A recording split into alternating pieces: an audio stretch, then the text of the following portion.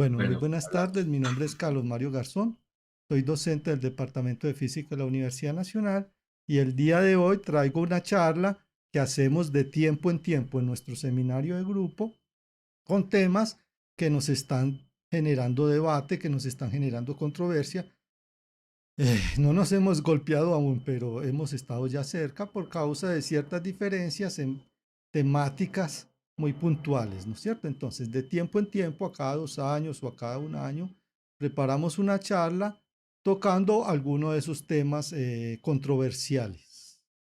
Y uno de esos temas es reportar la composición química obtenida en el microscopio electrónico de barrido por análisis de dispersión de energía o EDS. Ustedes dirán, pero ¿cómo un grupo de microscopía va a tener controversias en ese tema si eso está en el libro texto más básico que uno estudia en el prekinder? Pues imagínate que sí. Y no son solo controversias en nuestro grupo.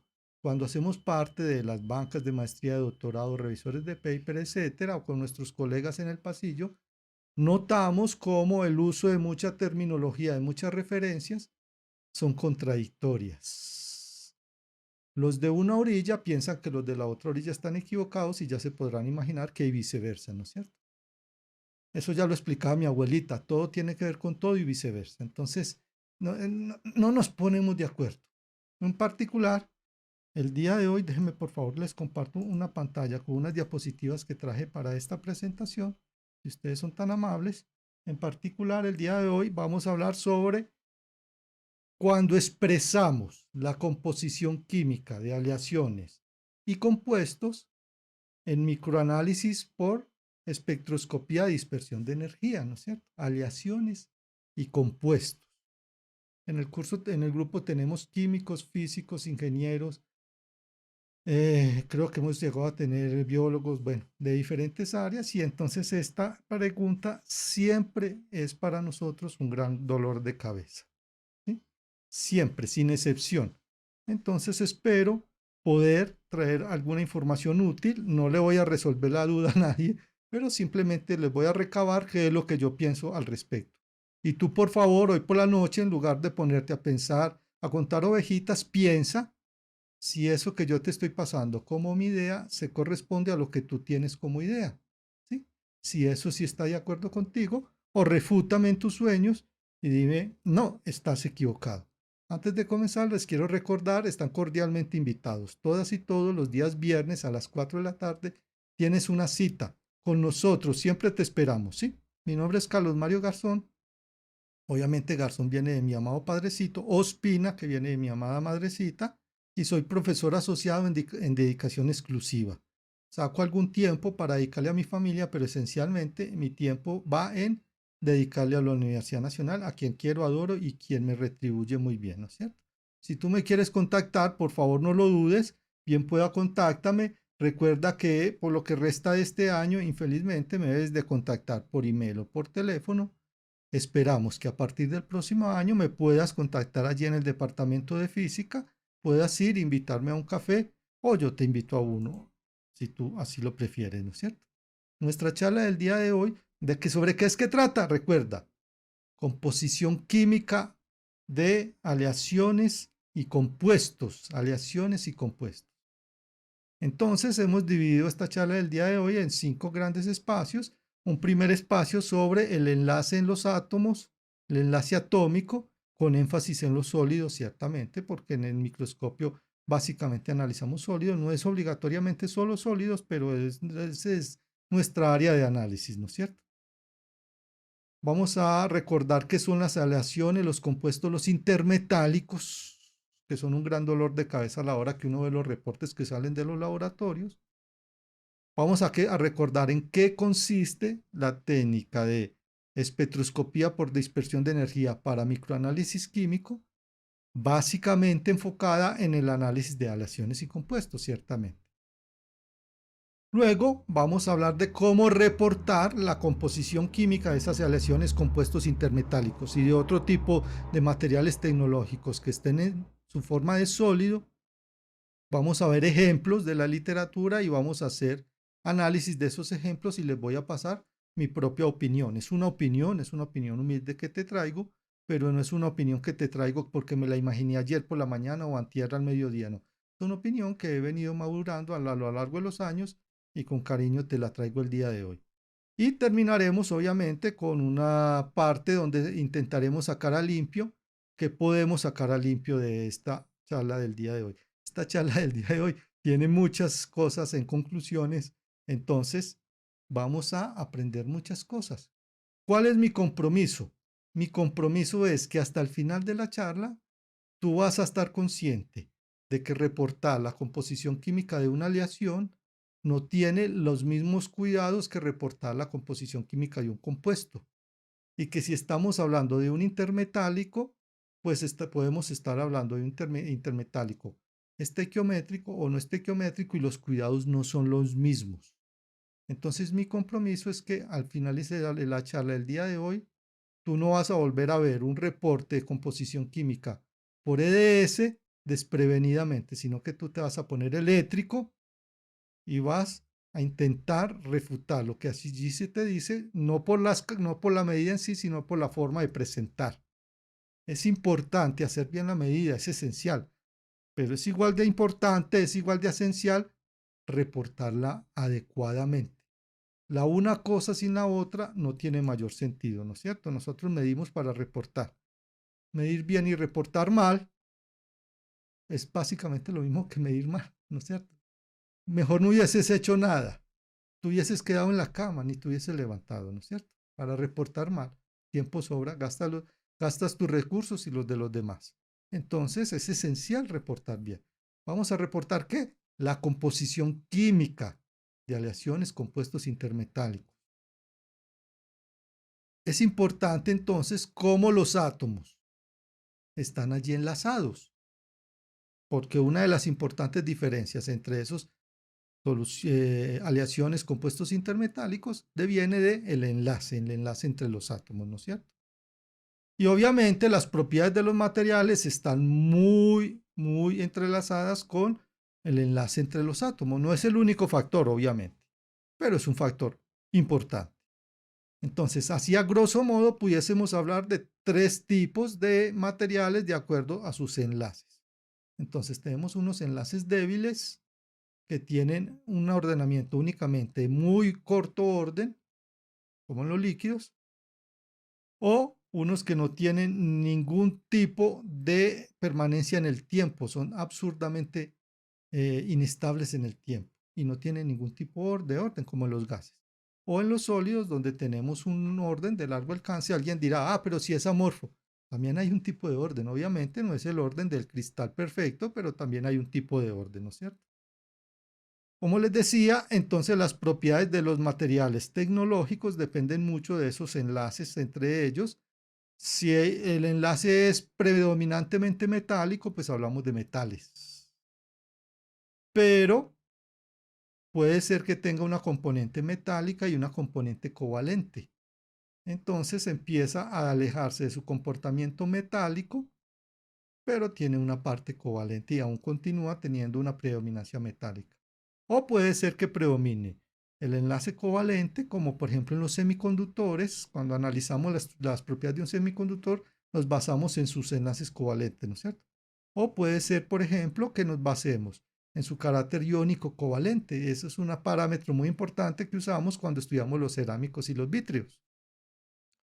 O, por ejemplo, en los polímeros, que el enlace covalente es esencial, pero hay un enlace débil allí, un enlace temporario que hace que los polímeros sean mucho más deformables que los semiconductores, ¿no es cierto? Entonces esa sería como la familia de nuestros enlaces y el enlace metálico, lo que nos trae aquí importancia.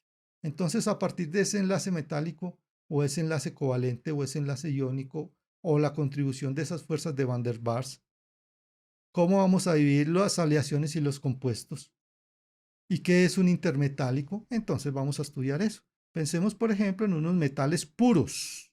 Por ejemplo, plata pura, oro puro y cobre puro, ¿no es cierto? Si tuviésemos buen dinero, pues nos comprábamos unas muestras de estos metales puros. Mira, obtener esos metales, bueno, esto, esto está marcado como puro por el vendedor, ¿sí? Ciertamente esos no deben de ser metales puros, deben de tener algún tipo de impurezas. Pero bueno, supongamos que son puros, porque hoy somos muy buenos y suponemos que son puros. ¿Sí? Esto es una raridad en la naturaleza, esto es una raridad en la tecnología. En la naturaleza y en la tecnología no tenemos esos materiales puros.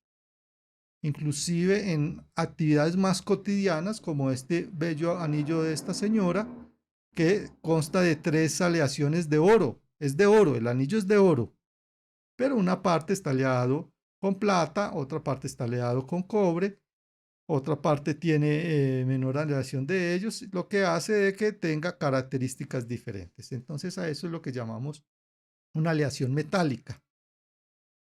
¿Y las aleaciones tienen que ser metálicas? No, podemos tener aleaciones que no sean metálicas. De hecho, podemos tener aleaciones de compuestos. Los semiconductores aleados son aleaciones de compuestos. Pero eso está un poco difícil de entender en este instante, lo vamos a entender más adelante todavía en la charla del día de hoy. Pero entonces miremos el anillo. Bueno, ahora que miro el anillo, caigo en la cuenta que nunca le he regalado un anillo así de lindo a mi esposita que quiero tanto. Bueno, ustedes quedan de testigos de que le compraré alguna joya a mi esposa, pero no un anillo, pero otra joya. Entonces, tenemos una aleación, quiere decir que hay una mezcla. Hay una mezcla de un elemento con otro. En la aleación, esa mezcla hace que aleatoriamente las posiciones del reticulado, si este es cristalino, o las posiciones atómicas en general, si este es amorfo, aleatoriamente un elemento y el otro estén allí mezclados en la misma fase. Y tenemos entonces una aleación, ¿no es cierto? Entonces nosotros vemos, por ejemplo, el oro aleado, ya sea con níquel, paladio, vemos la apariencia del platino, etcétera. Entonces vemos esas aleaciones. Y yo quería hacerles una pregunta, por favor. Ustedes me van a responder por el chat. Si ustedes tienen esa gentileza, por favor, no deja de responder. Respóndeme por el chat. Vamos a suponer de que yo tengo una aleación homogénea y que yo llego de oro y níquel, ¿no es cierto? Yo tengo una aleación homogénea de oro y níquel, como esta de aquí. Una aleación homogénea de oro y níquel. Y yo llego y le digo a los átomos de oro, ustedes a la izquierda, y le digo a los átomos de níquel, ustedes a la derecha, y cojo los átomos de níquel y los mido su masa en una balanza, y cojo los átomos de oro y mido su masa en una balanza. Y yo veo que de cada 100 gramos del total de material que yo medí, 10 gramos son de níquel y 90 gramos son de oro. Es una aleación, ¿no es cierto? Todo está allí mezclado de forma aleatoria. Es una aleación, no se te olvide eso. 10% de la masa de mi material deviene de la masa del níquel. 90% de la masa de mi material deviene de la masa del oro. Por favor, en el chat respóndome. ¿Está bien esta forma que yo usé para describir la composición química de esa aleación? ¿O está equivocada? Por favor, tómate 20 minutos, 20 segundos. Minutos, no, segundos. Por favor, tómate 20 segundos, medio minuto y respóndeme. ¿Esta forma está correcta o está equivocada? No te importa responder mal, es para yo ver tú qué estás pensando. Sí, por favor. Respóndeme. Por el chat, responde. ¿Está correcta o está equivocada esa forma de reportar la aleación, de la composición química de esa aleación? Muy bien, bueno. Entonces, ¿no quieren participar? Ok, entonces vamos a ver. Entonces, bueno, la participación es baja y es un poco contradictoria, ¿no es cierto? Parece ser que está correcta, dicen la mayoría, pero es un poco contradictorio. Entonces preguntémosle al computador, oye computador, ¿tú qué piensas? El computador nos dice que él cree que está correcta, ¿no es cierto? Es una forma estándar de reportar la composición de esa aleación. Entonces, reportar la composición de una aleación es demasiado fácil. Tú dices del peso total, bueno, de la masa. Bueno, del peso, es que la masa y el peso se confunden. Del peso total o de la masa total de los átomos que hay allí involucrados en esa aleación, cuántos es la masa de cada uno de los elementos que la conforman. Obviamente, esa suma tiene que sumar 100%. Y esta es una forma muy común, demasiado común, de reportar nuestros resultados en el laboratorio electrónico de barrido. Es una forma muy común. Continuemos con el ejercicio. Y yo les dije a los átomos de níquel a la derecha y le dije a los átomos de oro a la izquierda. Y me puse a contar 1, 2, 3, 4, 5, 6 y los conté. Y yo conté que de cada 100 átomos en total, 10 eran de níquel y 9 eran de oro. Y yo conté que del total de los átomos que habían allí, 10 eran de níquel y 9 eran de oro. Recordemos que estamos hablando de una aleación. De nuevo, les pido a ustedes, si son tan amables por el chat, respóndanme si creen que cualquiera de estas dos formas de reportar la composición química de esa aleación es una forma adecuada. Tengan ustedes la amabilidad, ¿sí? Bien puedan, no tengan miedo de responder. Esto nos ayuda a ver usted qué está pensando, ¿sí? Por favor. Juan, Claudia, Edward, Luis Carlos, Luis Fernando, respondan si tienen la amabilidad, ¿sí? Tengan esa amabilidad, respondan. Si alguna de esas dos es la forma adecuada de reportar la composición de esa aleación, tengan la amabilidad. Muy bien, entonces hay de nuevo una controversia, unos que responden dicen que... ¿Toca decir que cuál de las dos o que sí No, es si correcto? alguna de las dos, cualquiera de las dos es correcta o si todas dos son incorrectas. ¿Sí? Entonces, por favor, respondan. Edwin piensa que es adecuada la segunda, ustedes respondan si son tan amables. Entonces, ustedes ven que hay controversias, ¿no es cierto? Ustedes ven que hay controversias y muchos piensan que es una forma correcta y es una forma que se usa mucho en la literatura y que en mi opinión es una forma absoluta y totalmente incorrecta. Absolutamente incorrecta, sí, pero de lejos. ¿Por qué? Porque aquí estamos diciendo que de cada átomo de níquel va a tener 9 átomos vecinos de oro. Pero es que esto es una aleación. Esto no es un compuesto. Esto es una aleación, ¿no es cierto? Entonces, en la aleación acostumbramos mejor a reportar eso como que 10% atómico es níquel y 90% atómico es oro. Esta es una forma muy de los compuestos, porque aquí estamos hablando de una estequiometría. Aquí estamos hablando de una estequiometría. Y ese es el corazón de la charla de hoy. Entonces, por favor, si estás pensando en el precio del dólar, si estás pensando en la minga, en cualquier cosa, enfócate en esta diapositiva y aquí está el núcleo de la charla del día de hoy. La estequiometría. No tiene sentido hablar de estequiometría en ciertos materiales, en muchos. Entonces, muchos reportan de esta manera inadecuadamente, ¿cierto? Demasiados. ¿Sí? Entonces, esta es la forma que yo te propongo que uses para reportar en esa aleación. Entonces, recuerda, esta y esta otra serían dos formas adecuadas en mi entender, en mi criterio, para reportar. Estas dos son aleaciones diferentes, no son la misma, son diferentes, ¿no?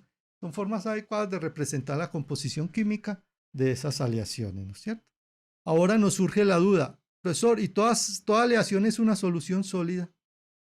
Oye, ¿y toda solución sólida es una aleación? Entonces ahí es donde empiezan a complicarse las cosas. ¿Qué es una solución sólida? Entonces para eso yo les propongo que como es un viernes en la tarde, pues hagamos un ejemplo. Pensemos en un whisky en las rocas.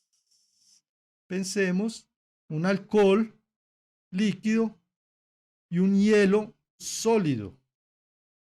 Vamos a simplificar para efectos didácticos. Vamos a suponer que ese alcohol es etanol puro, puro. Profesor, yo nunca me tomaría un whisky en las rocas de etanol. Mira, es un ejemplo didáctico, por Dios. Abre tu mente. Vamos a suponer que ese whisky es etanol puro y que ese hielo es agua pura. Profesor, nos acabaste de decir que eso puro no se consigue. Ay, sí, pero es un ejemplo, por Dios. Un ejemplo. Agua pura, sólida, alcohol puro líquido, y justo en el instante en que yo coloco esa agua en ese alcohol, en ese instante yo tengo una mezcla de agua y alcohol. Yo no tengo ni una solución sólida, ni tengo dos compuestos. Yo tengo dos compuestos. No tengo uno, tengo dos. ¿Cierto? El agua se va irritiendo y el líquido se va tornando en una solución sólida. ¿Qué quiere decir eso?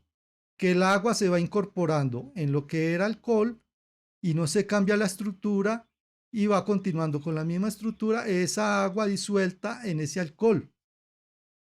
Y puede haber un límite de solubilidad o no. En ese caso se puede derretir todo el agua en ese alcohol y obtener una solución sólida justo al final de ese proceso de derretir. Entonces, pensemos como en nuestro whisky en las rocas está compuesto por etanol, si ustedes recuerdan. Entonces, tendríamos que ese etanol puro de laboratorio tendría una estructura como esta, es decir, a cada 2 átomos de carbono tendríamos 6 átomos de hidrógeno y un átomo de oxígeno. A cada 9 átomos, 6 de hidrógeno, 2 de carbono, 1 de oxígeno, ¿no es cierto? Y esa estequiometría, esa relación, se llama estequiometría. Y esa estequiometría se acostumbra a describir de diferentes maneras, aunque sea la misma, de acuerdo a la utilidad que yo le voy a hacer al análisis de ese compuesto.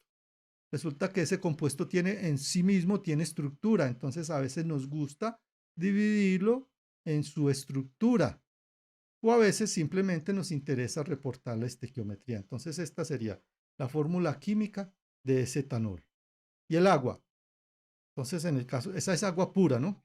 Profesor, eso es imposible tener agua pura en el siglo XXI. Bueno, mira, esto es un ejemplo. Entonces esa agua pura estaría por cada 3 átomos, 2 serían de hidrógeno y 1 sería de oxígeno. En nuestro caso, nuestro whisky va a estar formado por mitad agua y mitad alcohol. Mitad agua y mitad alcohol, ¿no es cierto? Entonces, si yo cojo 2 moléculas de hidrógeno, una molécula de oxígeno y las mezclo con 2 moléculas de carbono, perdón, 2 hidrógenos, 2 átomos de hidrógeno, un átomo de oxígeno y los mezclo con 2 átomos de carbono, 6 átomos de hidrógeno y 1 de oxígeno, como acabamos de hacer, entonces yo tendría por cada 6 átomos, uno sería de carbono, uno sería de hidrógeno, perdón, uno sería de carbono, 4 de hidrógeno y 1 de oxígeno. ¿A alguien se le ocurriría reportar la composición de ese whisky en las roscas de esta manera? Cuando ya está diluido, cuando ya se derritió el hielo. Y yo le diría incorrecto. Incorrecto, porque aquello es una solución sólida. Allí no hay ese tipo de estequiometría, no la hay. Profesor, pero es que si tú sumas, sí, pero entonces, ¿por qué no la representas de esta manera? ¿Mm? ¿Por qué no la representas de esta manera? Que tiene las mismas proporciones, pero que deja de ver que estamos hablando de una solución sólida, ¿cierto? No siempre que yo hago una solución de 2 fases diferentes voy a tener una solución sólida.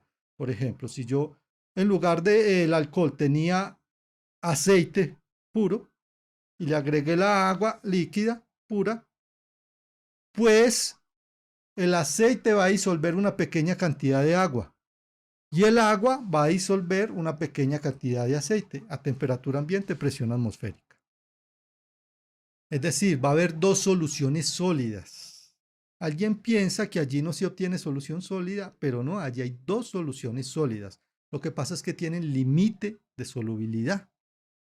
Yo le puedo disolver un poco de agua al aceite, yo le puedo disolver un poco de aceite al agua, un poco, no mucho, en esas condiciones de temperatura y presión. No mucho. Entonces yo voy a tener una mezcla de 2 soluciones sólidas.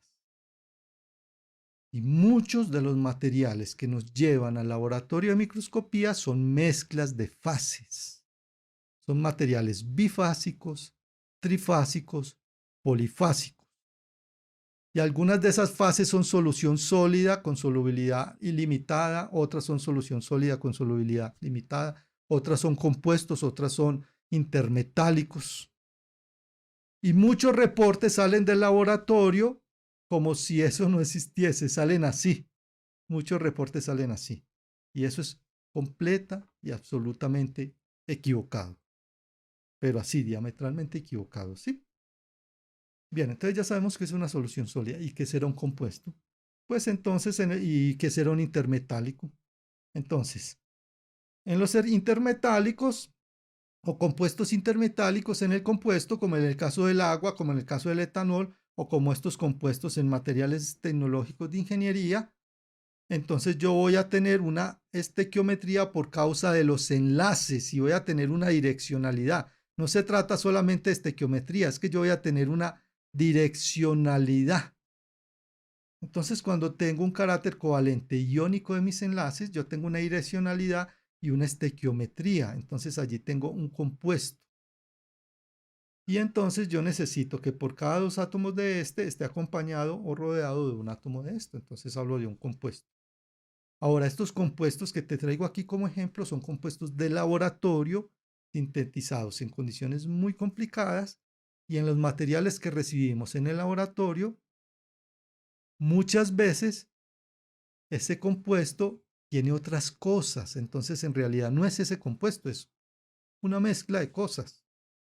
O es otro compuesto que se parece mucho, se parece tanto a ese que el usuario cree que es ese. Porque hace difracción de rayos X, porque hace difracción de electrones y coincide perfectamente en esa estructura cristalina y coincide mucho con ese parámetro R cercano, ¿no? Empiezan a decir que es que la R se dilata o se contrae, unas palabras todas raras que les encanta decir, que los picos de difracción se corren, unas palabras todas extrañas que les encanta decir, pero es que en realidad es otra cosa. Dos gemelos idénticos son muy parecidos, pero son dos personas diferentes.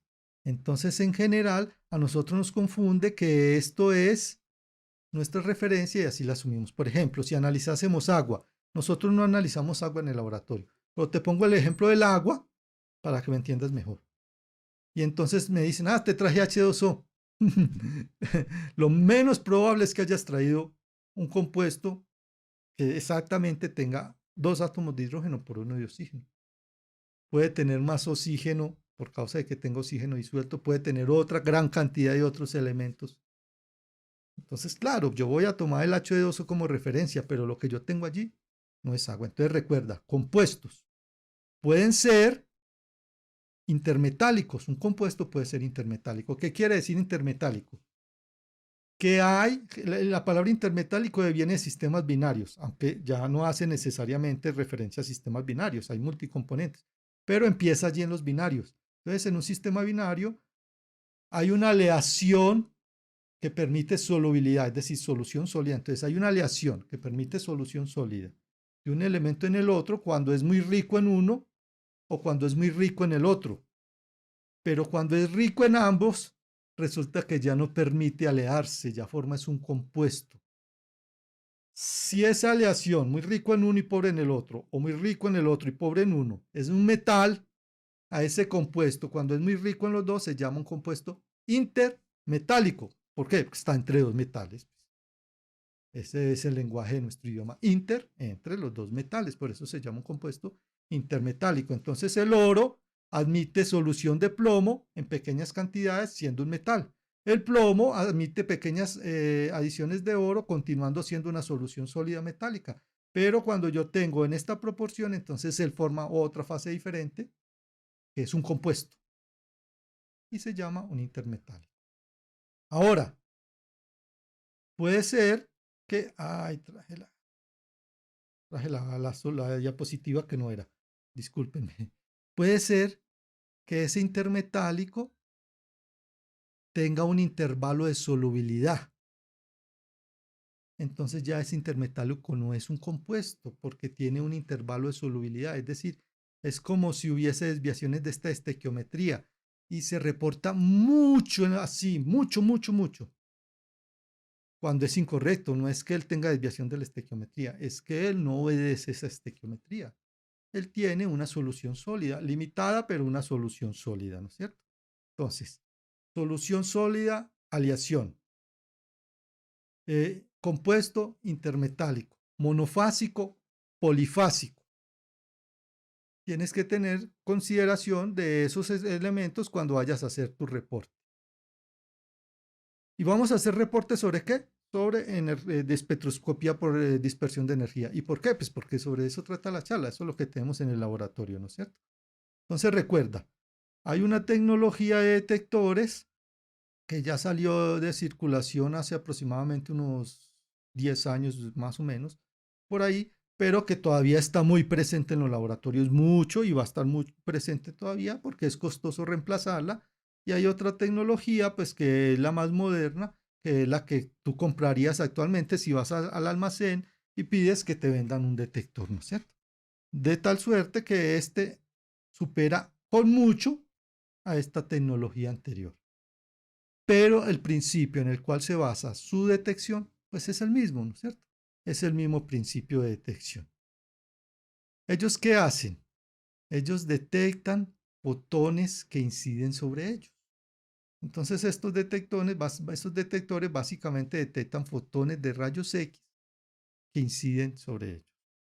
Algo así como un contador de fotones. Obviamente tiene una gran sofisticación tecnológica, ¿no es cierto? Pero sería algo así como un contador de fotones con una gran sofisticación tecnológica. Ellos detectan, cuentan. Entonces, si a ellos les llegan muchos fotones, ellos cuentan mucho. Si a ellos les llegan pocos fotones, ellos cuentan poco. Entonces, fíjate que ellos no están sabiendo si allí tenemos un compuesto, si tenemos una aleación, si tenemos un intermetálico. Ellos solamente están sabiendo, con esta energía me llegaron muchos fotones, con esta energía me llegaron pocos fotones. ¿De qué depende que le lleguen muchos fotones o pocos fotones? De la concentración de ese material. Supongamos que podemos analizar esa agua pura. Supongamos, solo por suponer. Si los átomos de esa agua están muy espaciados, le van a llegar pocos fotones al detector. Si los átomos están muy concentrados, le van a llegar más fotones. La composición química de esa agua no varió. No sé si me entendiste ese trabalenguas. Mírame bien a los ojos y concéntrate. Estamos haciendo un experimento mental con agua pura, pero estamos cambiando la cantidad de átomos por unidad de volumen. La cantidad de átomos por unidad de volumen es la densidad del agua. Aquella agua más densa va a obtenerse un espectro con más intensidad de rayos X detectados. Aquella agua menos densa vamos a tener un espectro con menos intensidad de fotones de rayos X detectados. Los usuarios piensan que la composición química se puede calcular única y exclusivamente con la intensidad de sus picos. Acabaste de ver que no. Que sí, que la intensidad de sus picos depende de la composición química, pero también depende mucho de la concentración, la cantidad de átomos por unidad de volumen. Ahora, si yo tengo silicio solo, es diferente que si tengo presencia de oxígeno y es diferente que si tengo presencia de calcio, porque la presencia de los unos y los otros empiezan a afectar allí la medida. Entonces, como en esta técnica nosotros reportamos las medidas de esta manera, el usuario cree que el equipo mide de esta manera, pero no, él no mide así, ¿no es cierto? Él mide esa intensidad de esa radiación y esa intensidad de esa radiación va a depender ciertamente de la cantidad de átomos que él se encuentre, que el haz de electrones, perdón, se encuentra en el material cuando el haz de electrones es incidido sobre el material y es dispersado por esos átomos, ¿no es cierto? Y depende también de quiénes son sus vecinos. Entonces aquí es concentración. Concentración. Esta es una técnica en la cual la medida es proporcional a la concentración, no a la fracción atómica. Es una técnica donde la medida es proporcional a la concentración, no a la fracción atómica. Ahora, si yo estimo la concentración de todos los elementos en mi material, si yo estimo la concentración de todos los elementos en mi material, pues puedo entonces estimar la fracción atómica o puedo estimar la fracción en masa. Pero mira el siguiente truco. Tú estimas la concentración de silicio con un error. Tú estimas la concentración de oxígeno con un error. Tú estimas la concentración de cada uno de ellos con un error. Cuando tú miras cuánto silicio tienes en comparación con la suma, ¿tú qué vas a hacer? Tú vas a propagar los errores. Entonces, la resolución que tú vas a tener en la estequiometría es mala, perversa, malísima. ¿Sí? Y uno ve reportando estequiometrías absurdamente precisas por ahí por todos lados sin ningún fundamento, ¿no es cierto? Ahora, ¿será que esos enlaces que dijimos ahora, será que si el enlace es más iónico o será que si el enlace es más covalente, va a afectar mi medida por espectroscopía y dispersión de energía?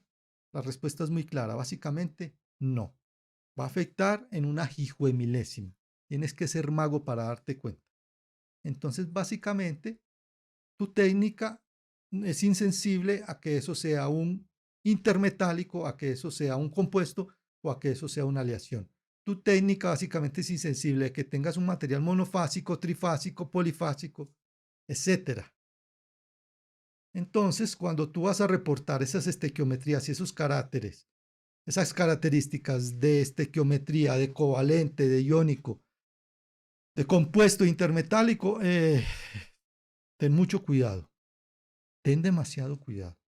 Te voy a traer unos ejemplos entonces, ten la amabilidad, por ejemplo aquí alguien que reporta, ahí está la referencia, alguien que reporta la composición del silicio y la reporta como porcentajes de compuestos, como porcentajes de compuestos. ¿Sí? Es muy común, es muy útil, pero esto es estimado y es una estimativa que viene de otra estimativa. Entonces, cuando tú hagas esto, tú hazlo con demasiado cuidado y nunca lo hagas basado única y exclusivamente en EDS. Nunca. ¿Sí? Como les decía, hay aleaciones que son entre compuestos. Eso se ve mucho, por ejemplo, en los semiconductores. No es la única, pero se ve mucho, por ejemplo, en los semiconductores. Por ejemplo, una aleación entre este compuesto y este compuesto. ¿Cierto? Entonces, aleaciones entre compuestos. Eso se usa bastante. Entonces, tú tienes un compuesto, tienes otro y tienes una aleación. Entonces, en este compuesto hay una solubilidad, hay una solución sólida. Entonces lo acostumbran a reportar de esta manera, porque hay un tipo de solubilidad. Ahora, ten cuidado, no porque tú vayas y mides de que por cada 3 átomos hay uno de arsenuro, hay uno de galio y hay uno de indio, no digas que la estequiometría es indio 1, galio 1, arsenuro 1. No. Tienes que tener muchos más datos para poder tú llegar a esa conclusión. Muchos. Ya vimos en los ejemplos antes de que eso nos puede llevar a un gran error, ¿no es cierto? Grandísimo, no pequeño.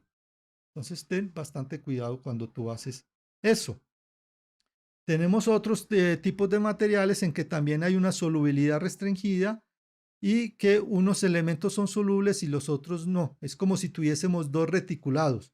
Por ejemplo, en los nitruros de metal de transición. Entonces tenemos un reticulado para el nitrógeno, el oxígeno, el carbono y tenemos otro reticulado para otras especies, como por ejemplo aquí en el ejemplo cromo y manganeso, titanio, circonio, etc. ¿Cierto? Entonces se acostumbra a reportar con unas estequiometrías que nada tienen que ver allí. Allí la estequiometría es, por cada un nitrógeno hay un metal de transición. Esa es la estequiometría. Ahora, decir cromo 5, manganeso 2, eso ya es estar inventando. ¿Cierto? Entonces tú ten cuidado en no inventar esas historias, inventar esas cosas que te puedes equivocar, porque yo puedo tener soluciones sólidas. Es que yo no tengo que tener compuestos. Muchas veces tenemos soluciones, muchísimas, y vamos por hecho de que tenemos compuestos. ¿Cierto? Entonces tenemos que tener ese cuidado. Un ejemplo, por ejemplo, el nitruro de silicio. ¿Sí? Entonces, si yo tendría esta esquiometría, pero si yo le adiciono a este material un elemento como por ejemplo el titanio y otro, resulta de que en esta parte puede haber elementos que cada 3 de estos compartan 4 de estos.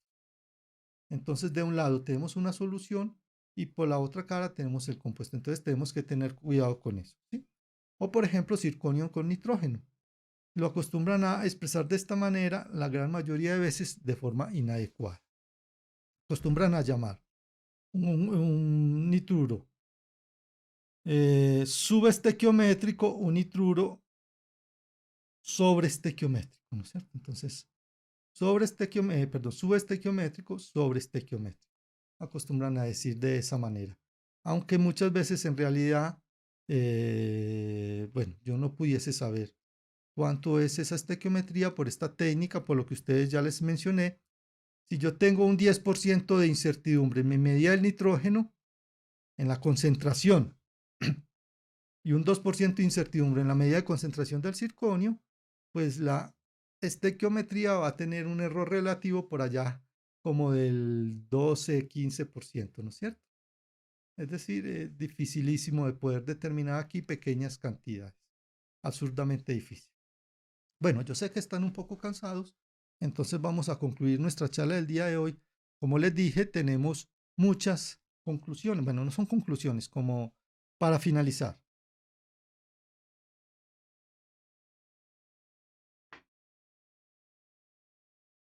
Bueno, con la técnica de espectroscopía por dispersión de energía en el microscopio electrónico de barrido, tú puedes reportar la composición química de materiales de ingeniería como metales, aleaciones, compuestos intermetálicos, semiconductores, fibras, nitruros, etcétera. Tú lo puedes hacer con cuidado, pero lo puedes hacer sin duda alguna.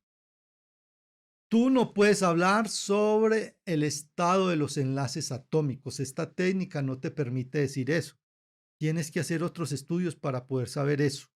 Entonces, decir que es una aleación metálica, decir que es un compuesto, decir que es un intermetálico, esta técnica por sí misma no te lo permite. No. Punto aparte. Ay, ¿qué pasó? Por favor, denme un segundo. Que algo pasó en mi presentación. Por favor. Perdón, ya regreso. Ok, puedo continuar. Se me, se me desvió un poco. Aquí. Se me desvió un poco. Por favor, permítame. Se me trastocó un poco el orden, pero ya está arreglado, ¿no es cierto? Si tú tienes medidas por otras técnicas que hablen sobre el estado de oxidación de tus átomos, el EDS no lo permite, ¿no es cierto? Por otras técnicas, entonces tal vez tú podrías hablar sobre qué tipo de mineral o compuesto estás analizando. Si haces eso, por favor, hazlo sobre tu bajo propia cuenta y riesga, en tu bajo propio cuento y riesgo. Y por favor, nunca digas que fue el profesor Calomario Garzón el que te enseñó a hacer eso, porque a mi entender, no debes de hacer eso, ¿no es cierto? Pero bueno, si quieres hacerlo, pues recuerda que tienes que tener otra información, no solo con la que te proporciona el EDS. Recuerda que en ese caso tendrías que estar analizando una fase de cada vez, ¿no es cierto? Una fase por separado, ¿sí? Si tú tienes esa información externa que te dice cómo sería la estequiometría ideal, entonces el EDS te permite decir que está estequiométrico, subestequiométrico o sobreestequiométrico, con un margen de incertidumbre grande, grandísimo, ¿sí? Lo puedes hacer. Por favor, yo preferiría que no lo hagas. Pero si lo haces, por favor, hazlo sobre tu propio riesgo y por favor nunca menciones que yo te enseñé eso, ¿sí? Por favor, jamás digas que yo fui el que te enseñé eso. Si tú en el laboratorio recibes una solicitud de que hagas un reporte diciendo que por EDS tú establezcas si ese material es una aleación, es un compuesto o un intermetálico, rápida y directamente le dices, no puedo hacer ese reporte, punto, no puedo. Pero si tú tienes difracción de electrones retrodispersados en tu microscopio, tal vez puedas hacer ese reporte, tal vez. Pero si tú tienes rica información que te trae el usuario, obtenida por otras técnicas como difracción de rayos X, difracción de área seleccionada en microscopio electrónico de transmisión o XPS, etcétera, etcétera, entonces sí, tú puedes aceptar esa solicitud de trabajo y hacer el reporte referido diciendo que eso es una aleación, un compuesto o un intermetal. ¿Sí? Si tú eres libre de escribir el reporte como tú quieras, esto es el paraíso, esto es lo que quisiésemos todos los microscopistas. Si tú eres libre de hacer el reporte como tú quieras, entonces por favor, reporta la fracción en peso o la fracción en masa y como error o incertidumbre reporta 3 desviaciones estándar. Si tienes elementos cuya concentración es menor que 3 desviaciones estándar, entonces tú vas a decir, no vas a decir su concentración en términos numéricos, sino que vas a decir, se han identificado trazas. Trazas se han identificado. Yo sé que estoy en las conclusiones, pero aprovecho para recordar algo que también se confunde mucho. Dopar. Una cosa es alear y otra cosa es dopar. Los físicos tenemos una gran manía de mezclar esos dos términos que no son para nada iguales. ¿Sí? En la movilidad, tal vez en otra próxima charla, te pueda traer la diferencia entre esos dos términos tan diferentes. Como séptima conclusión, te puedo decir que no tenemos cómo hacer diferencias entre trazas, elementos de aleación en pequeña concentración o dopantes en el análisis por microscopía electrónica de barrido con espectroscopía por dispersión de energía. No podemos hacer diferencia entre esos términos, ¿no es cierto? Este trabajo corresponde a análisis que hemos hecho en el seminario de grupo de microscopía electrónica a todos mis colegas, compañeros. Les agradezco mucho, es por sus ideas que he construido esta presentación el día de hoy, que se las he traído con mucho cariño y gracias a que la Universidad Nacional me soporta de una manera muy eficiente que me permite tener una vida económicamente estable, es que yo he podido hacer este trabajo, por lo tanto agradezco infinitamente a la Universidad Nacional de Colombia que me ha permitido desarrollar estas ideas y poder traérselas el día de hoy. Son mis sugerencias, no son, ustedes vieron que no son camisa de fuerza, ni mucho menos, ni corresponden a la definición de la norma tal o de la norma tal cual, ¿no es cierto?